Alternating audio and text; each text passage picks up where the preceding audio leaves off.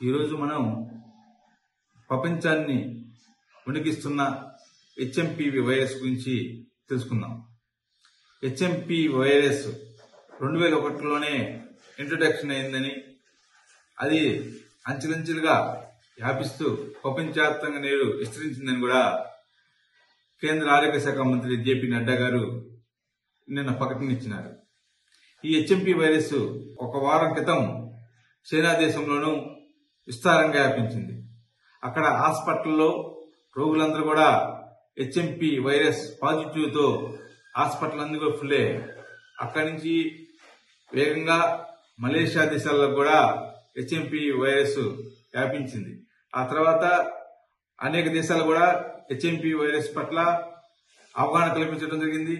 అదేవిధంగా అన్ని దేశాలు కూడా ప్రభుత్వాలు కూడా ఈ వైరస్ పట్ల ప్రజల అవగాహన కల్పించడానికి అనేక సమీక్షలు చేయడం జరుగుతుంది. అందులో భాగంగానే మన దేశంలో కూడా హెచ్ఎంపీ వైరస్ లో 2 కేసులు నమోదు కావటం చాలా బాధాకరం.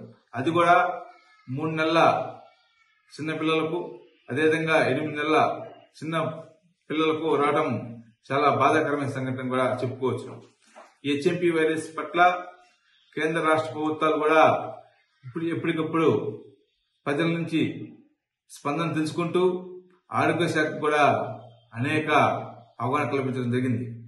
హెచ్ఎంపీ వైరస్ అనేది ప్రధాన లక్షణాలు ఏంటంటే జ్వరము, దగ్గు, జలుబు, క్షయ ఉన్న లక్షణాలు ఉంటే హెచ్ఎంపీ వైరస్ ఉన్నట్టుగా గుర్తించవచ్చని ఆరోగ్య శాఖ కొన్ని కీలక ప్రకటన విడుదల చేసింది.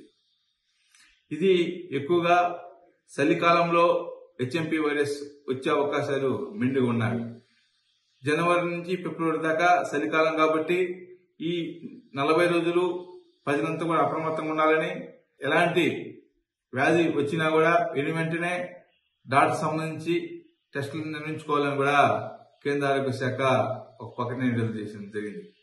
మరి ముఖ్యంగా తెలుగు రాష్ట్రాల ప్రజలలో కూడా హెచ్ఎంపీ వైరస్ పట్ల తెలుగు రాష్ట్రాల ముఖ్యమంత్రులు కూడా ఆరోగ్య శాఖ సమీక్షలు నిర్వహించడం జరుగుతుంది. హెచ్ఎంపీ వైరస్ దురదృష్టవశాత్తు ఎలాంటి ఇలయతాండం చేసినా కూడా ఎదుర్కోవడానికి తెలుగు రాష్ట్రాల ప్రభుత్వాలు కూడా సంసిద్ధంగా ఉన్నాయని కూడా తెలుగు రాష్ట్రాల ముఖ్యమంత్రులు తెలియజేస్తున్నారు. తెలంగాణ ముఖ్యమంత్రి రేవంత్ రెడ్డి హెచ్ఎంపీ వైరస్ పట్ల తెలంగాణ ఆరోగ్య శాఖకు కీలక ఆదేశాలు ఇవ్వడం జరిగింది.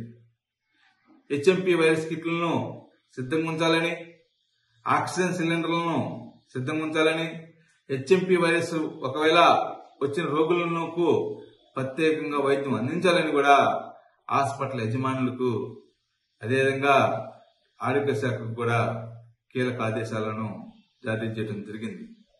అదేవిధంగా ఆంధ్రప్రదేశ్ ముఖ్యమంత్రి నారా చంద్రబాబు నాయుడు కూడా నిన్న హెచ్ఎంపీ వైరస్ పట్ల ఆరోగ్య శాఖ సమీక్షలు నిర్వహించడం జరిగింది.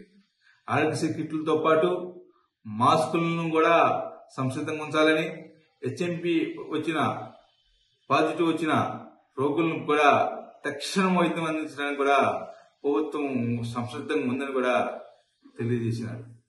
హెచ్ఎంపీ వైరస్ ను ఎట్టి పరిస్థితులు ఇలయతాండం చేసినా, కరోనా లాంటి పరిస్థితులు వచ్చినా కూడా తట్టుకోవడానికి కూడా కేంద్రం ఎలా అయితే సంసిద్ధంగా ఉందని తెలియజేస్తుందో, ప్రజల్లో కూడా మంచి అవగాహన కలిగి ఉండాలని, ఈ వైరస్ పట్ల మంచి ధైర్యం కూడా ఉండాలని కూడా తెలియజేస్తున్నారు.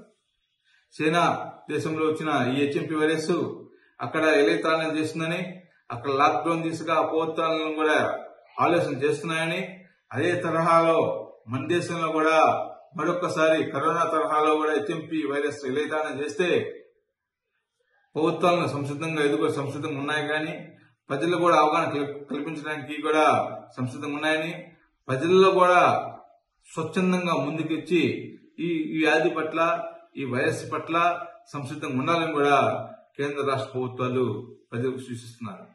ఒకవేళ లాక్డౌన్ వచ్చే పరిస్థితి ఉంటే తక్షణమే కూడా ప్రజలు అనేక ఏర్పాట్లు చేయడం జరుగుతుందని కూడా ప్రభుత్వాలు తెలియజేస్తున్నాయి. లాక్డౌన్ రాకుండా ఉండాలని కూడా అన్ని రాష్ట్ర ప్రభుత్వాలు కూడా కోరుకుంటున్నాయి, ప్రజలు కూడా కోరుకున్నారు. కానీ ఒకవేళ ఈ ఇలయతాండం చేసిన ఎడల ఈ కార్మాలిని ప్రజలు రక్షించడం కోసం అవసరమైతే లాక్డౌన్ కూడా కేంద్ర ప్రభుత్వం సంసిద్ధంగా ఉంటుందని కూడా కేంద్ర ఆరోగ్య శాఖ వాళ్ళు పరోక్షంగా తెలియజేస్తున్నారు. ఇప్పటికైనా ప్రజలు కరోనా పట్ల ఎలాగైతే జాగ్రత్తలు తీసుకున్నారో హెచ్ఎంపీ వైరస్ పట్ల జాగ్రత్తలు తీసుకోవాలని కూడా కేంద్ర రాష్ట్ర ప్రభుత్వాలు తెలియజేస్తున్నారు. ముఖ్యంగా ప్రజలందరూ కూడా స్వచ్ఛందంగా వాళ్ళు మేలుకొని అప్రమత్తంగా ఉండాలని కూడా అన్నారు.